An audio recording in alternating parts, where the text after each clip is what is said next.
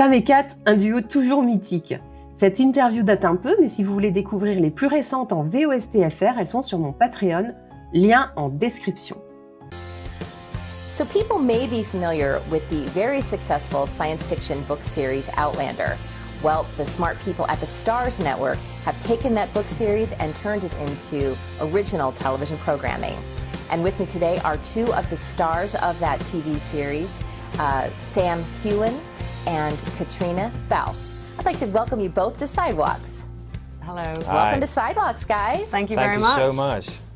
Sam, I have to give you a very special welcome because you were actually with us a previous occasion when you were doing the Batman Live promotional tour. That's so right. we are really thrilled to have you back. Thank you, so nice. Yes, that was maybe 2 years ago now. Yes, it has. So tell me a little bit about kind of where each of you are from and how you got your start as actors. Oh, wow. Well, I grew up in Ireland, and I've always sort of been involved in youth theatre and stuff like that. And after school, I went to drama school in Dublin.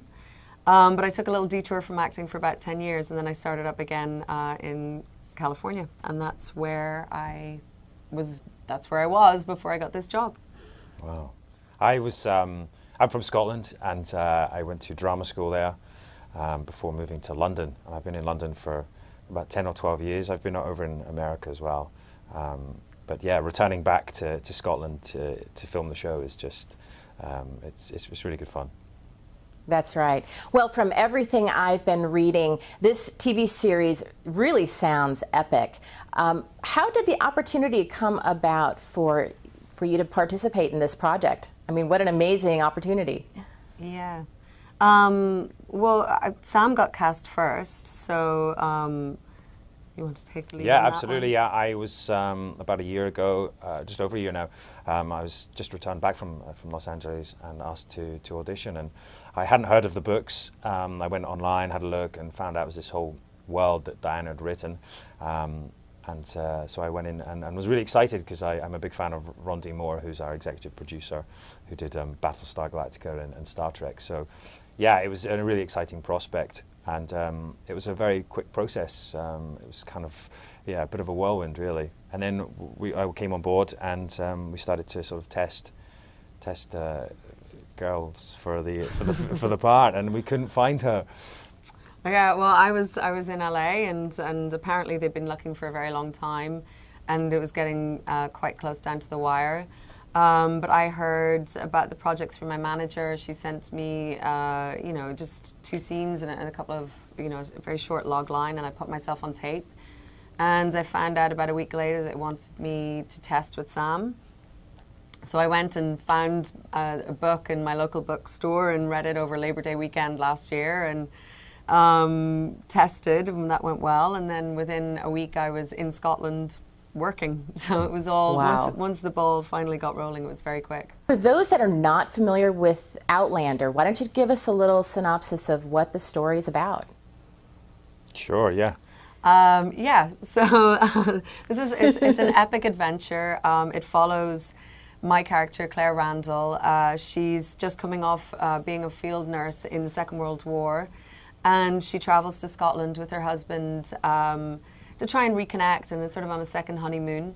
And when she's there, she goes to a standing stone circle and gets mysteriously transported back 200 years in time, where she becomes embroiled in this sort of fight between the Highlanders and the Redcoats, and then she meets the dashing James Fraser. James Fraser, who I play in the series, and quite quickly we're forced into an arranged marriage to protect Claire from the Redcoats, from the British. So yeah, they have to get married, and so the series follows their story, and they sort of fall in love. I love the sound of this story. I could just see so much going with this. Now, are they going to stay fairly true to the book series, or do you think that the writers are going to sort of have fun, maybe exploring down other roads? We've very much stuck closely to the books. I think everyone involved is, you know, a fan of the books, and Diana has also been, you know, heavily involved. But yeah, there are moments when the writers have expanded on Diana's world, and I think the fans of the books are going to, you know, be really happy that everything's in there as much as possible. But there'll also be a few surprises for them as well. Now, I know that it was really important for the producers to shoot in Scotland. Why do you think that was? Because, you know, through the magic of Hollywood, you can kind of make lots of different locations sort of appear where you want it to be. This was really shot in Scotland. Yeah. Why was it so important to the producers? I think because Scotland's just so integral to this story. I mean, you know, when you are there and you see this incredible landscape, and you know, it has a very beautiful light that, you know, it's very, I don't think you find that anywhere else in the world, and just really the locations are just so unique. And I think they were, I think the show just wouldn't really have worked if we'd filmed anywhere else, you know. I think all along the way we've tried to be authentic, and just filming in Scotland, as you said, the locations are stunning. We don't use any CGI or very a tiny amount, and from the craftsmen, the Scottish people that work on the show, the cast, the crew, it really sort of adds that colour and that extra detail to the show. So what were some of the things that they did to try to really maintain the authenticity of being in the 18th century?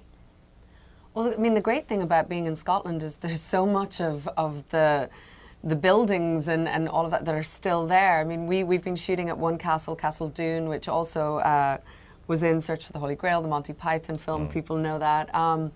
But the Scottish people have protected their heritage incredibly well. So there's just a wealth of locations for the production team to go and like source.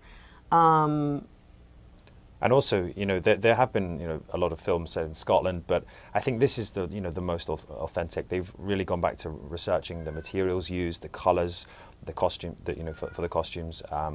We speak Gaelic in the show, which is the Scottish language. There's they did a lot of research into the Highland way of life and the clan culture, and also again, as I said, as the locations. We're filming in amazing castles, in glens, in the Highlands of Scotland. It just all adds to make this epic show. Now, costuming. Costuming for the Scottish Highlands for gentlemen. Okay, so Sam, be honest. Did it take a little getting used to wearing the kilt?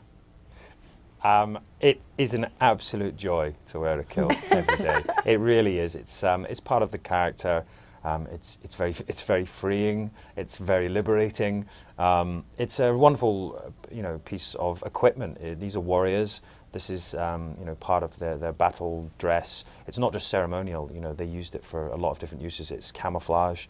It can be a sleeping bag. It's a long piece of material, and it can be used in various different ways. So it was really fun to rediscover what the kilt was actually first created for. Caitriona, how about you? Now, I mean, obviously yours is going to be probably a little bit more involved. Were the costumes kind of heavy, or how did you sort of adapt to working in them?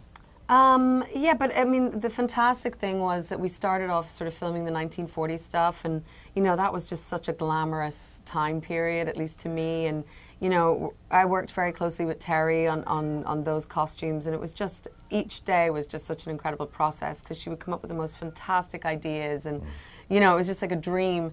And then when we started filming the 1740s stuff, it was really such a shocking transition in a way, because you go from these very flowing, free-flowing clothes into these corsets that are very tight, and bum rolls and heavy wool skirts, and it really helped inform where my character was. As much as Claire was trying to get used to these clothes, so was I, and you feel the restrictions, and it's funny, getting on and off a horse with all of these yards of wool is not the easiest thing to do, nor is running up hills, which I had to do quite a bit of as well. But that's all what makes it fun.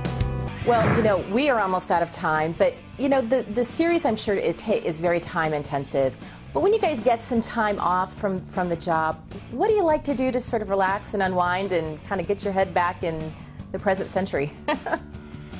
I've been enjoying a lot of hill walking in Scotland, just because I'm there and it's like a great opportunity. So yeah, I've been doing that, and it's just stunning to get out into the Highlands of Scotland and climb a mountain. You just get a great perspective of the country.